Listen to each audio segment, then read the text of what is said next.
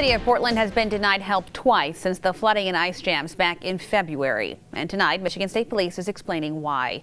State officials met with Portland City Manager today at their Dimondale headquarters. Both sides agreed there needs to be further clarification on the rules for emergency funding. But as Carla Byron reports, they disagreed about how the rules were interpreted and applied in this situation. Portland City Manager is standing firm in his opinion that state police didn't properly apply the criteria to determine if the city is eligible for emergency funding. There was some clarity on how MSP is currently interpreting those.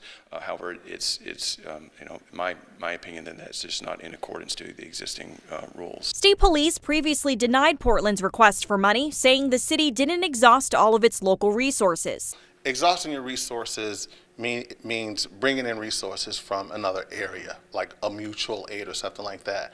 And when that builds up, that shows us that there's been an exhaustion of your resources. McGowan says Portland didn't meet that criteria. He admits the city did have a financial burden, but didn't have any unmet needs not addressed by the state. They utilized 7% of the general operating budget for 2019.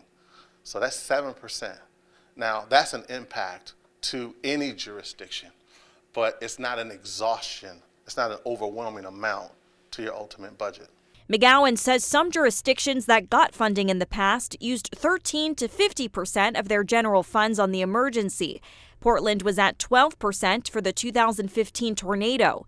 Gorman disagrees with the assessment that the city wasn't overwhelmed from the flooding, but he hopes the process will be different going forward. And I believe the governor's office will be involved as well, as far as potentially appointing some type of advisory committee to look at the rules to provide clarification.